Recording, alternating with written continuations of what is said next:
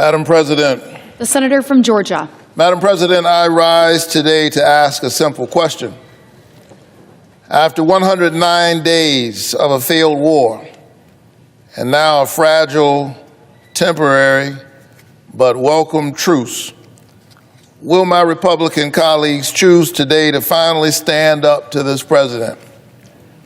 Will my colleagues say enough is enough to the president who ran as a candidate promising no new wars? After 109 days of contradictory messaging, rampant and rank corruption, with people literally cashing in on news about this war, and devastating news stories from the Middle East, will this be the vote when my colleagues finally stand up for their constituents rather than simply standing up for Donald Trump? Here we are, tens of billions, if not hundreds of billions of American taxpayer dollars spent.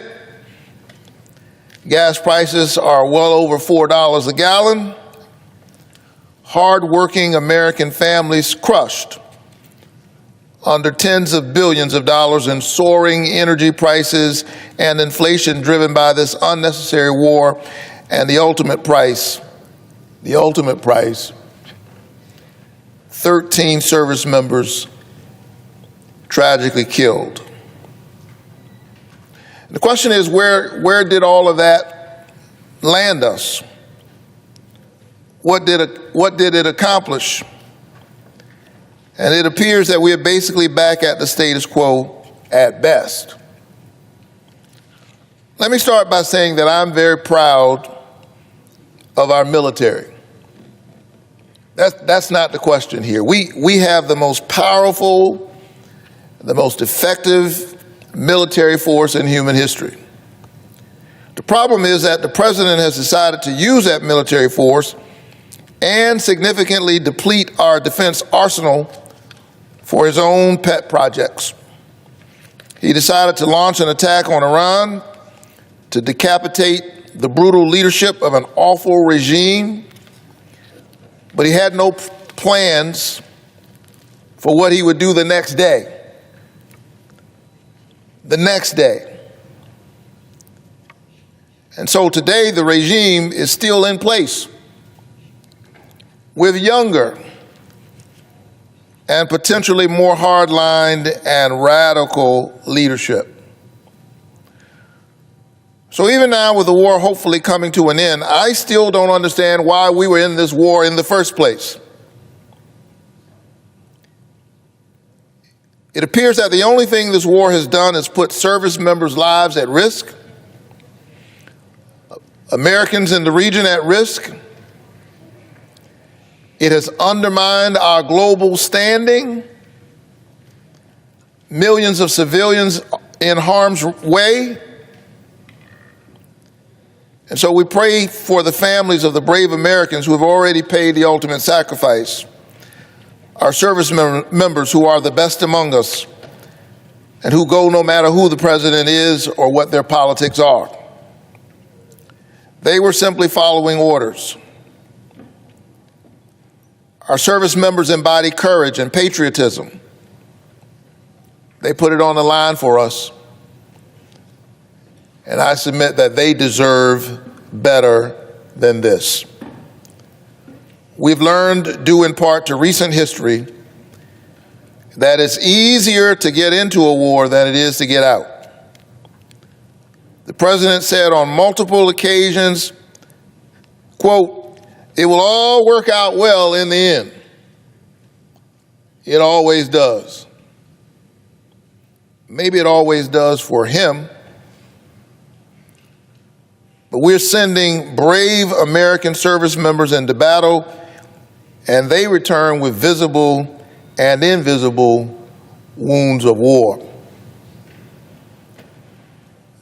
This is something not to be handled in a cavalier manner. It is the most sacred responsibility of an American president. And so I promised the people of Georgia that I would walk with them even as I work for them. I have listened to agonizing stories of war from veterans whose lives will never be the same. I've stood at Dover Air Force Base to receive the bodies of Georgia's heroes. I've looked into the grief-stricken eyes of their family members as they greeted a flag-draped coffin, grappling with unbearable grief. It is gut-wrenching, and it is something that I think about whenever we consider the consequences of sending our service members into harm's way. The question is, did the president think about it? Did he think about those families? Even as he said, it will all just work out. It always does. I'm hopeful that this war may come to an end beginning this week. But let's be clear.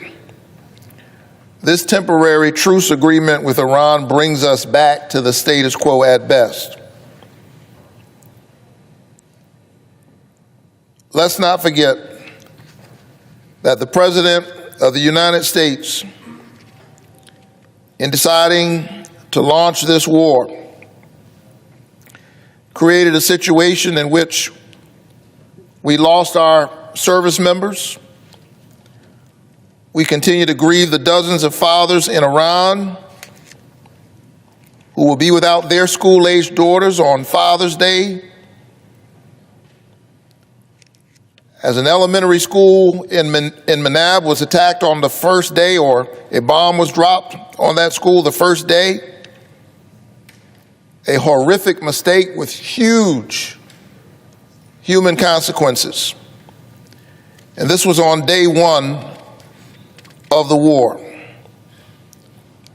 Young children who didn't get a chance to grow up. Hundreds of dreams that will never be realized. Those Iranian babies are human beings. They too are children of God. And so this kind of consequential action requires much more thought, a much more serious-minded administration than what we have seen over the last year and a half. And so I hope that we are seeing the beginning of the end of this war. But we've paid a huge cost. And I'm not so sure what we're getting for that. But the question before this body is, will this president do this again? I think the answer is yes. He will continue to choose bombs over diplomacy because he is a failed warmonger.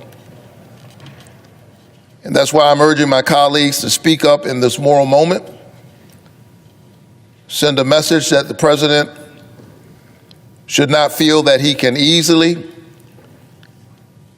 and so cavalierly use American might while Congress stands idly by.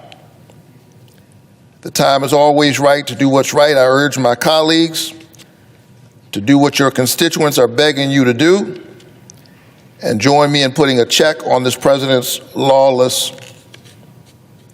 warmongering. Warmongering that has upended the global economy, sent gas prices soaring, the Strait of Hormuz is closed, Iran perhaps seems even more emboldened to try it again. And what is the plan to ensure Iran never obtains a nuclear weapon, with Iran going into this truce with all of its enriched uranium? We had a deal.